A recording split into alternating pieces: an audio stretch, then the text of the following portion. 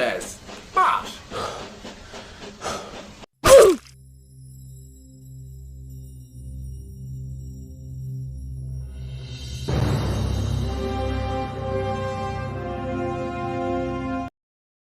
Salam les Roya. Bonsoir, bonsoir, comment vont les fans d'animé? On mange Gucci avec les sorties saisonnières comme Demon Slayer, le quartier des plaisirs. Mais un peu plus tôt, on a eu le Train de l'Infini, avec une aussi très bonne animation et des combats bien stylés.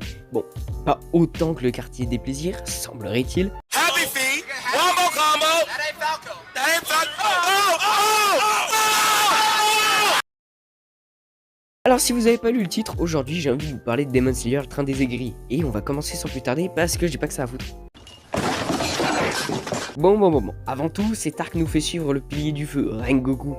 Et dès le début, on sent le charisme impressionnant. Un vrai mal alpha le type. Je vous préviens de suite.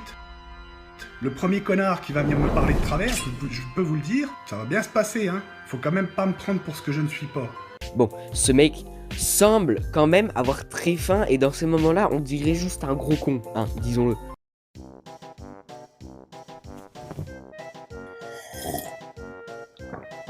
Oh, c'est bon sa mère la pute.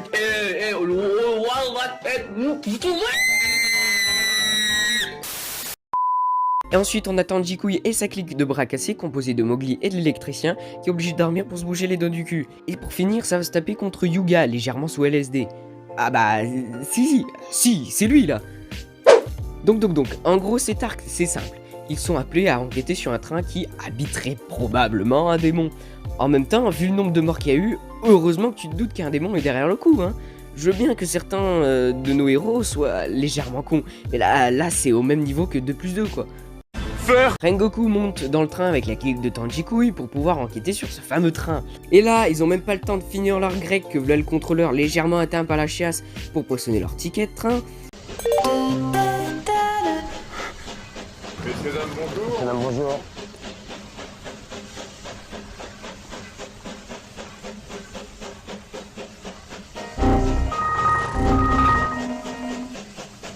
Il est con ou quoi? Mais c'est pas possible!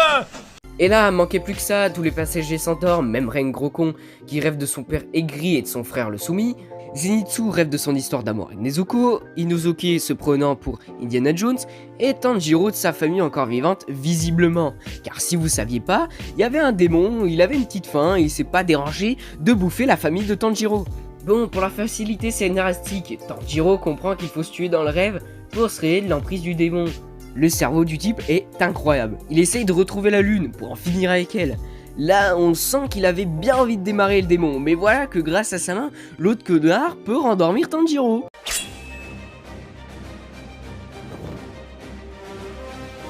Réveille-toi, tu dois dormir.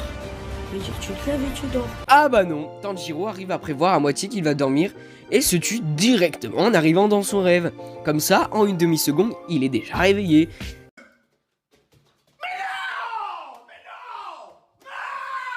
Il décide de rapidement en finir avec l'autre écharpe sous LSD, mais oh tiens, mince alors! Il fusionne avec le train pour ressembler à un gros bon truc bien visqueux. C'est dégueulasse. Sauf qu'il se fait enculer par Tanjiro et Mowgli. Oui, je sais, j'ai fait un petit raccourci. Si vous êtes pas content, vous allez qu'à aller vous faire enculer. Ça y est, tout le monde est sauvé. Youpi! Le démon qui tuait des gens dans le train est mort. Tout le monde est content. Et bah non, voilà que la 3ème lune supérieure se pointe en plein cours de yoga parce que Tanjiro a perdu sa solo queue. Tu l'avais! Concentre-toi! Concentre-toi! Rengoku va enfin prendre son rôle de pilier du feu et va commencer à se taper avec l'autre enculé. Tu veux quoi, toi? Mais toi, tu veux quoi, toi? C'est toi, tu veux quoi, toi? J'ai rien fait, c'est bon, lâche-moi, là! Tu regardes de travers! Mais je t'ai pas regardé de travers! Et je vais te niquer ta mère! Oh, arrête, hein! En réalité, Akaza c'est un peu le Gojo de l'arc. Ses pouvoirs sanguinaires sont ultra cheat, en toute honnêteté. Pour en revenir au combat, les deux sont giga vénères. Je sais pas lequel des deux a chopé la meuf de l'autre, mais ils sont follement incontrôlables.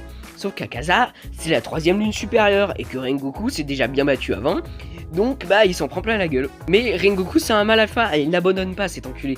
Entre temps, il y a dû avoir Eren qui est passé par là pour lui dire de se relever.